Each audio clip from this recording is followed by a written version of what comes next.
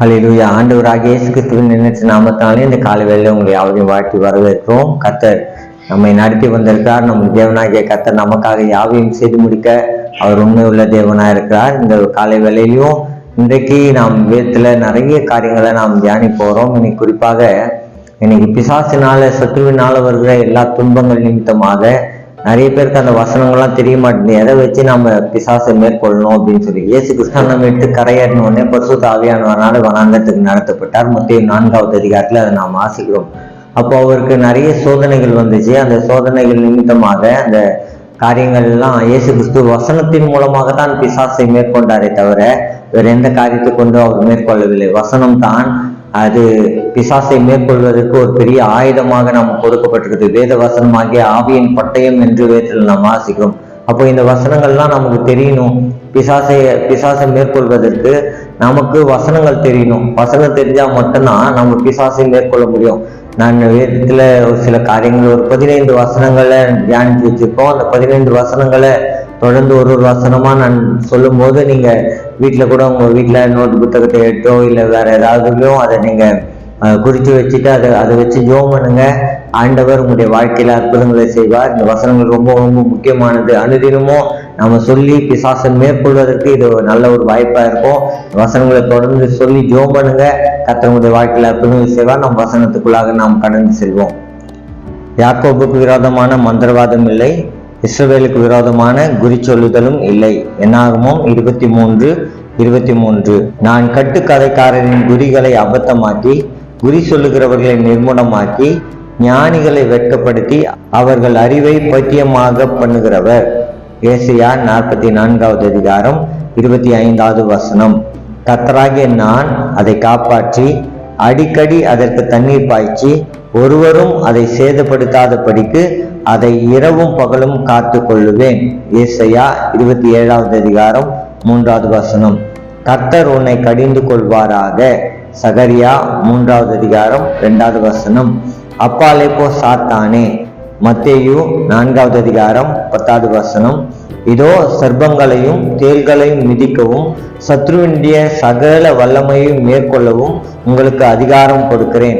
ஒன்றும் உங்களை சேதப்படுத்த மாட்டாது. லூக்கா 10வது அதிகாரம் 19வது வசனம். சமாதானத்தின் தேவன் சீக்கிரமாய் சாத்தானை உங்கள் கால்களின் கீழே நசுக்கி போடுவார். ரோமர் 16வது அதிகாரம் 20வது வசனம். தேவனுக்கு கீழ்ப்படிந்திருங்கள், பிசாசுக்கு எதிர்த்து நில்லுங்கள், அப்பொழுது அவன் உங்களை விட்டு ஓடி போவான். யாக்கோபு 4வது அதிகாரம் 7வது வசனம். உலகத்தில் இருக்கிறவனிலும் உங்களில் இருக்கிறவர் பெரியவர். 1 யோவான் 4வது அதிகாரம் 4வது வசனம். பிசாசுடைய கிரியைகளை அழிக்கும்படிக்கே தேவகுமாரன் வெளிப்பட்டார். 1 யோவான் 3வது அதிகாரம் 8வது வசனம். ஆட்டுக்குட்டியின் இரத்தத்தினாலும் தங்கள் சாட்சியின் வசனத்தினாலும் அவனை ஜெயித்தார்கள். வெளிப்படுத்தின விசேஷம் 12வது அதிகாரம் 11வது வசனம். அந்நாளில் நான் அவன் நுகத்தை உன் கழுத்தின் மேல் இராதபடிக்கு உடைத்து உன் கட்டுகளை அறுப்பேன் என்று சேனைகளின் கர்த்தர் சொல்லுகிறார். அந்நியர் இனி அவனை அடிமை கொள்வதில்லை. எரேமியா 30வது அதிகாரம் 8வது வசனம். இனி அவர்கள் புறஜாதிகளுக்கு கொள்ளையாவதில்லை, பூமியின் மிருகங்கள் அவர்களை பட்சிப்பதும் இல்லை, தத்தளிக்க பண்ணுவார் இல்லாமல் சுகமாய் தங்குவார்கள். எசேக்கியேல் 34வது அதிகாரம் 28வது வசனம். பலவானை முந்தி கட்டினால் ஒழிய ஒருவனும் பலவானுடைய வீட்டுக்குள் புகுந்து அவன் உடைமைகளை கொள்ளையிடக்கூடாது. நானே ஆகில் அவன் வீட்டை கொள்ளையிடுவான். மார்க்கு 3வது அதிகாரம் 27வது வசனம். பூலோகத்திலே நீங்கள் எவைகளை கட்டுவீர்களோ அவைகள் பரலோகத்திலும் கட்டப்பட்டிருக்கும். பூலோகத்திலே நீங்கள் எவைகளை கட்டவிழ்க்கிறீர்களோ அவைகள் பரலோகத்திலும் கட்டவிழ்க்கப்பட்டிருக்கும் என்று மெய்யாகவே உங்களுக்கு சொல்லுகிறேன். மத்தேயு 18வது அதிகாரம் 18வது வசனம். வசனங்கள்லாம் நீங்க கேட்டிருப்பீங்க. இந்த வசனத்தின் மூலமாக கர்த்தர் நம்முடைய வாழ்க்கையில அற்புதங்களை செய்ய அவர் வல்ல தேவனா இருக்கிறாரு. தொடர்ந்து இந்த வசனங்களை சொல்லி ஜெபம் பண்ணுங்க. உங்க வாழ்க்கையில கர்த்தர் அற்புதங்களை செய்வாரு. தொடர்ந்தும் உங்களுக்காக நாங்க ஜெபம் பண்றோம். இப்போதை நம்ம ஒரு நிமிஷம் நாம் கண்களை ஜெபிக்கலாம். எங்கள் நல்ல தகப்பனே உம்மை ஸ்தோத்திரிக்கிற ராஜா. ஆசீர்வதிக்கப்பட்ட இந்த காலை நேரத்துக்காக உங்களுக்கு நன்றி. பிசாசுடைய தந்திரமான கிரியைகளோடு நாங்கள் எதிர்த்து போராட கர்த்தர் ஆண்டவரே எங்களுக்கு இந்த வசனங்களை ஆவியின் பட்டயம் ஆகிய வேத வசனங்களை எங்களுக்கு கொடுத்திருக்கீங்க. வேத வசனத்தின் மூலமாக பிசாசின் கிரியைகளை நாங்கள் நசுக்கி போடுவதற்கும் பிசாசின் கிரியைகளை நாங்கள் எதிர்க்கவும் கர்த்தர் எங்களுக்கு கிருபை செய்ய போற தயவுக்காக நாங்கள் உங்களுக்கு நன்றி செலுத்துகிற ராஜா. இந்த காலை வேளையில இந்த வசனத்தை கேட்டுக்கொண்டிருக்க யாருடைய வாழ்க்கையிலும் கர்த்தர் அற்புதங்களை செய்வீராக. இந்த நாமத்தை உயர்த்தி மகிமைப்பட்ட கர்த்தர் கிருபை தந்ததுக்காக நன்றி.